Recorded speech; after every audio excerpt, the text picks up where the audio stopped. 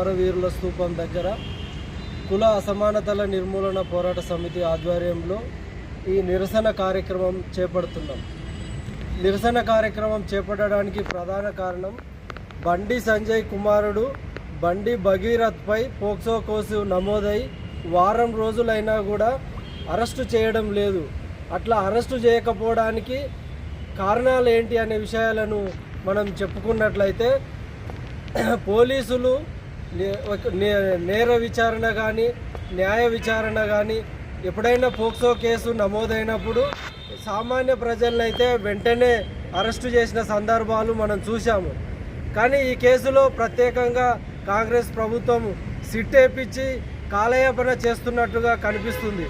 మొన్నటిదాకా కూడా అరెస్టు చేయకుండా ముందస్తు బెయిల్ కోసము లేదంటే మధ్యంతర బెయిల్ కోసము వాళ్ళు హైకోర్టుకు వెళ్ళడానికి అవకాశం కల్పిస్తున్నట్టు విషయాలను కూడా మనం చూస్తున్నాం.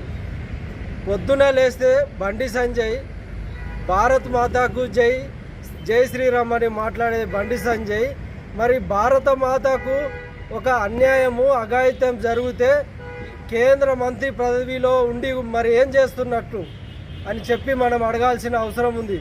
ఎవరైనా సామాన్యులు తప్పు చేస్తే ఇది తప్పు, మీరు చట్ట ప్రకారం పోవాలని చెప్పి మాట్లాడాల్సిన కేంద్ర మంత్రిగా అయి ఉండి బండి సంజయ్ తన కుమారుడు తప్పు చేస్తే అది తనకు తెలిసి తప్పు చేసి కూడా ఆ తప్పిని కప్పుపుచ్చుకోవడం కోసం బాధిత కుటుంబాన్ని బెదిరింపులకు భయాందోళనకు గురి చేస్తూ వాళ్ళు నోరు తెరిచి మాట్లాడనీయకుండా నిర్బంధాన్ని ప్రయోగించి తన కొడుకుని ఈ కేసు నుంచి బయటపడడం కోసం ప్రయత్నిస్తున్న విషయం తెలంగాణ పౌర సమాజం అంతా చూస్తుంది.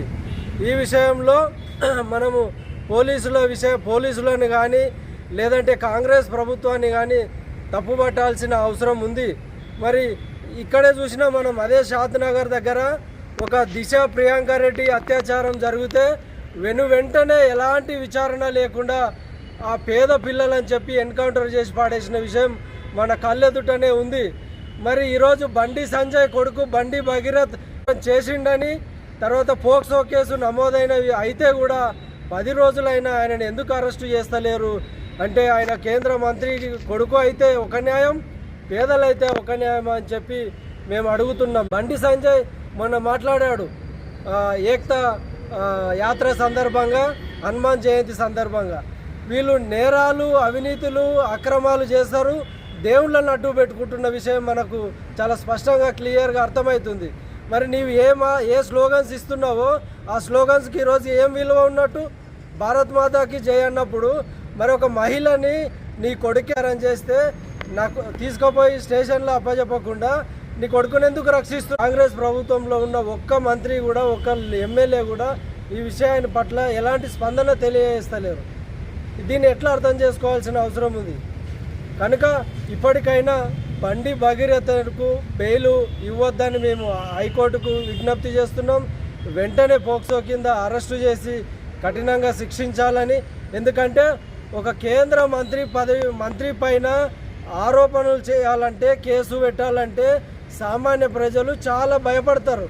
అట్లాంటిది ఆ బాధిత కుటుంబం ఎంతో ఆవేదనకు చెంది కొంత ధైర్యం చేసి ఎఫ్ఐఆర్ బుక్ చేపిస్తే ఈరోజు అరెస్టు చేయకుండా ఆ బాధిత కుటుంబాన్ని ఎన్ని రకాలుగా భయపెట్టాలో అన్ని రకాలుగా భయపెడుతున్నాడు.